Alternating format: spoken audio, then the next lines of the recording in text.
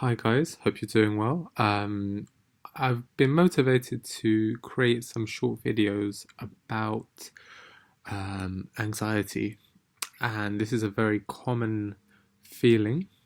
Um, it's very difficult to assess just how prevalent it is because it's an emotion like just like any other emotion, and it exists in normal ranges for everyone really at some point in their life.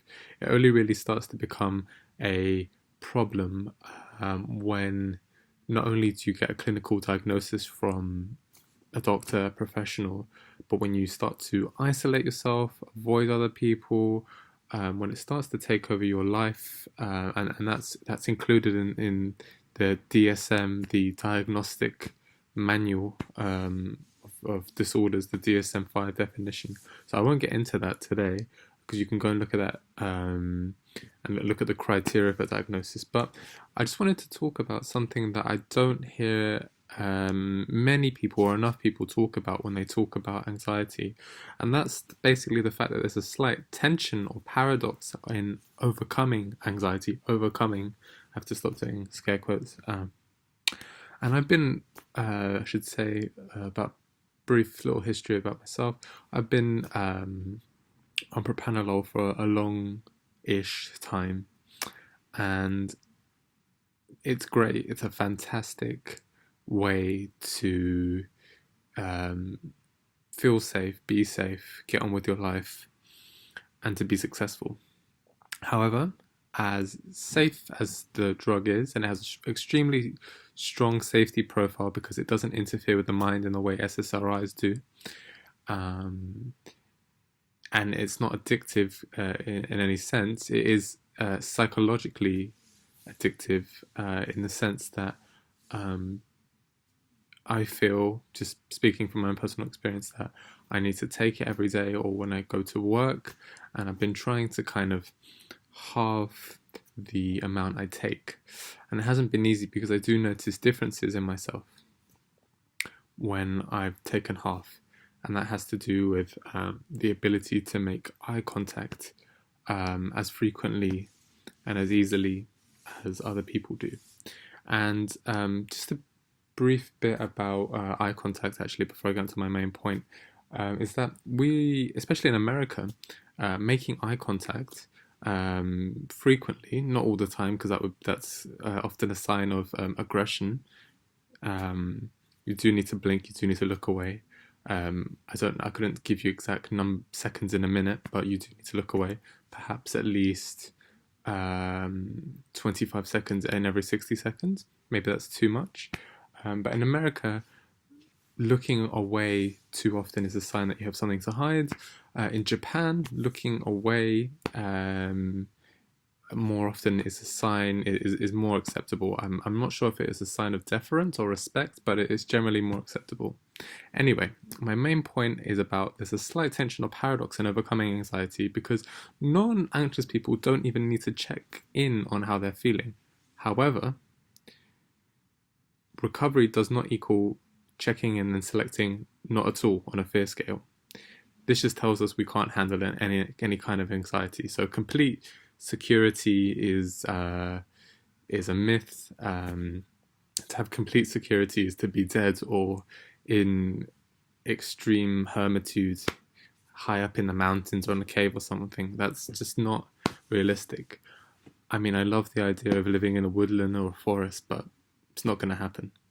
So I have acknowledged, and maybe this is true for you as well, drop your comments down below. I have acknowledged that anxiety will always exist, just like any other emotion.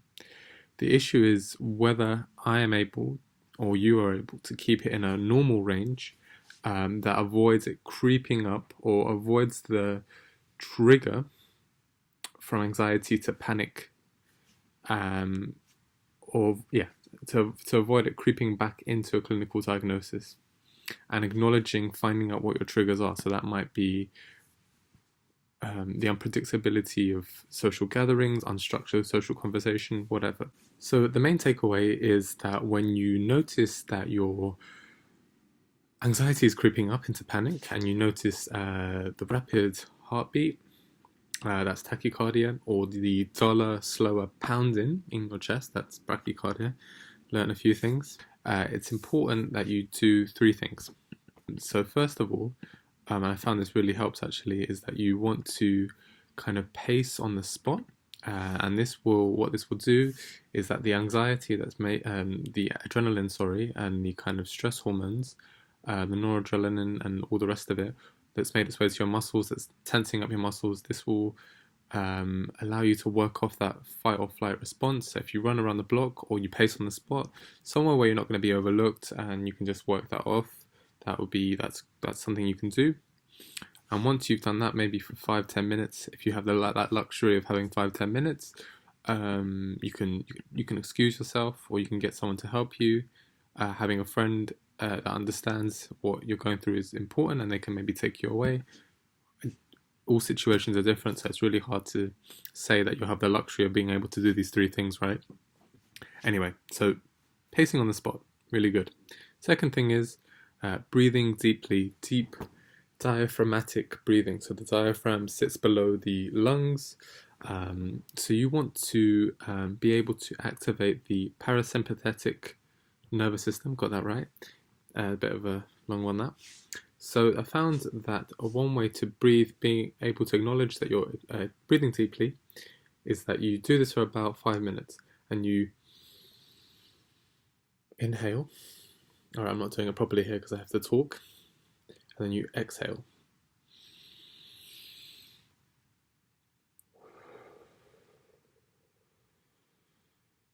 Make sure all the air that you breathed in comes out first before you breathe in again. And you can either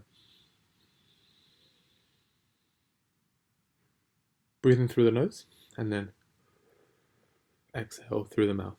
So you can do this for all 5 fingers if that helps you. I quite like that. And then once you've done that, maybe you're starting to feel a little bit better, your heart rate's a bit slower. The next thing you do is distract yourself. And distracting yourself doesn't come at the expense of not acknowledging or refusing to acknowledge how your body is feeling, how your mind and body are feeling. So overcoming anxiety, the main thing is that you don't ignore, or you don't refuse to check in with how your mind and body are feeling. You have to do it occasionally. So that's the message. I hope this has been super helpful, or just mildly helpful, whatever. Let me know what you think, and if you want more of these videos. Take care.